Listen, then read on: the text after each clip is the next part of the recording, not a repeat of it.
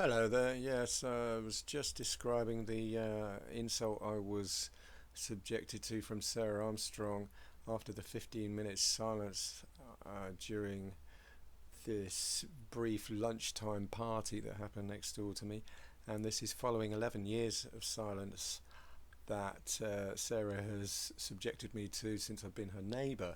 So yes, 11 years of silence, another 15 minutes of silence at this party, and she gets up to leave, and then suddenly walks up to me and calls me a scumbag. Absolutely extraordinary. So we have to look in, examine the reasons why. Look a little bit more closely at what's going on here.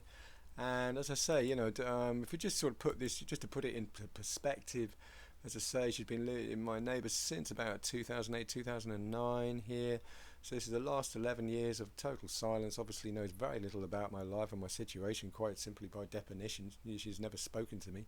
So how on earth can she know? I mean, it's all just hearsay, from some very distant people, to put it mildly, who again have never spoken to me and have just heard nonsense from other distant people. So yeah, I mean, nobody's actually come to this, the person and asked, me, what my opinion is, and yeah, that puts that in perspective. And just to put a rather closer focus on it, a sharper focus. This is Sarah Armstrong on the right here. My neighbour for the past 11 years, good friends with my son's mother Anita Fairvang, now living in Norway since about this is good friends with Anita Fairvang since 2003, and she's been living in Norway since 2008. Came to England around the year 2000. Sarah and Anita began a hate campaign against me when they met in 2003, clearly motivated by my cancer issues, head injuries and disabilities. A clear example of extreme disability racism, judging and terrorising people for their health issues.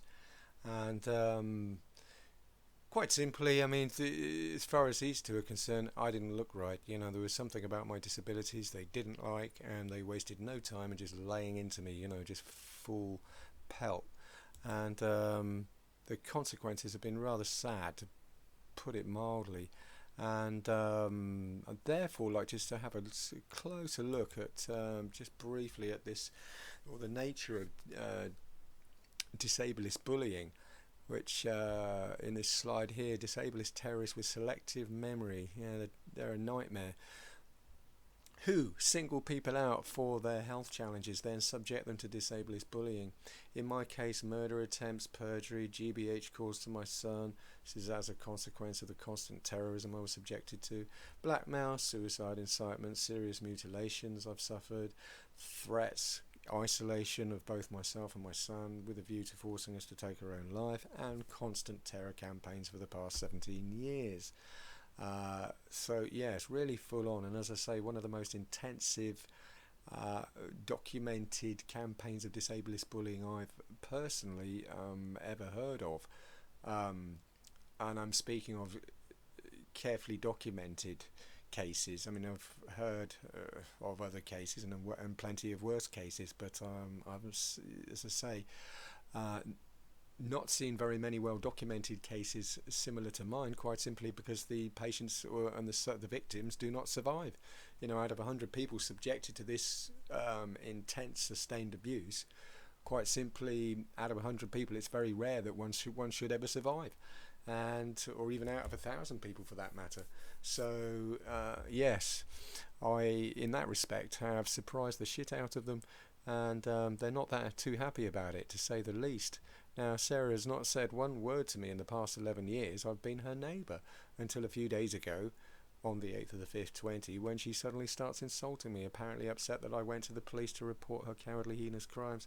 And this is, of course, being an accomplice to Anita Fairvang and her last or past 17 years of abuse. So, yeah, that is a very worrying situation, and I think therefore we have to look at a little bit more carefully at some of the circumstances that surround this. This is my battle with cancer and my experiences of scams in progress and collecting evidence to expose these scams. that also clearly appear to have made me an enemy of the state and an enemy of friends and family alike. Mm, not for any honest, justifiable reason, I hasten to add, but quite simply because I have not, or I'm not swimming with the flow like a dead fish.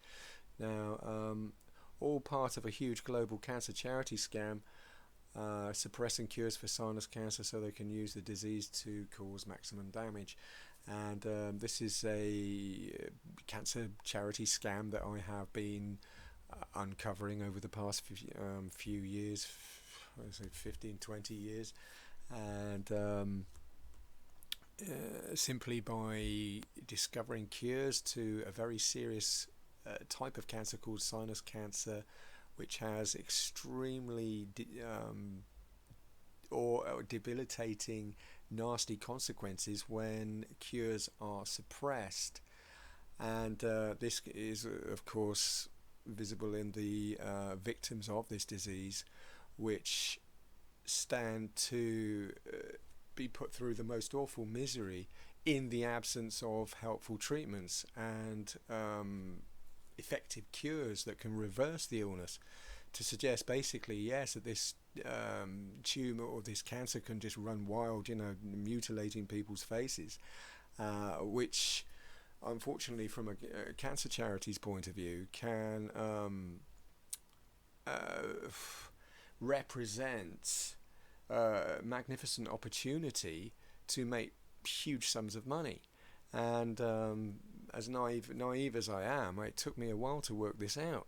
As I say, yes, hiding cures, suppressing cures, or using the money to suppress cures in order to use the mutilated victims to collect ever-increasing amounts of money to look for cures or more cures, when in truth they use the money to suppress them and beat anyone to death for exposing the scam.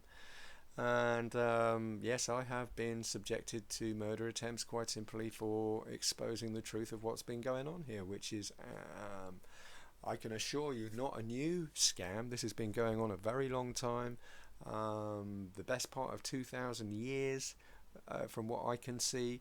I could very easily date the treatments and the cures that I discovered and methods to reverse this illness back 2,000 years ago, to suggest to you that yes, people like Jesus and healers similar to him were crucified for a specific reason, to get rid of these damn cures so that they can make their mutilated faces and use them to collect ever increasing amounts of money. And they've been running this scam for 2,000 years. Now, this is all in the mix. This is all, part and parcel of what's been going on here with this this terror campaign. Of course, there was a murder attempt. This is in 2012, a brutal murder attempt by Asher Osmondson. You can't quite see my battered face here, but I was in a pretty bad state and very lucky to survive. And this was just around the time that I stumbled upon some quite effective treatments, I hasten to add. So it's very clear to me that other people are also being subjected to brutal beatings and murder attempts if they pursue a similar route to the one that I took, and attempt to try and expose this fraud and the treatments and the scam in progress.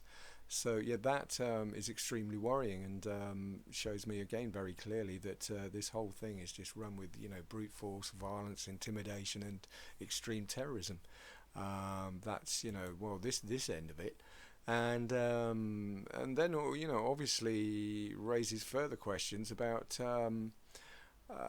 this disableist bullying. There obviously we can see more motives for all this to happen. Obviously, if these charities are sharing the money around liberally and spreading rumours and quietly encouraging these bullies to just rush out and beat people to death who might be exposing them, then we can begin to see how this whole thing works. And as I say, very worrying. It's this is just a very brief look at, or this is from just a summary of what's happened, with this altercation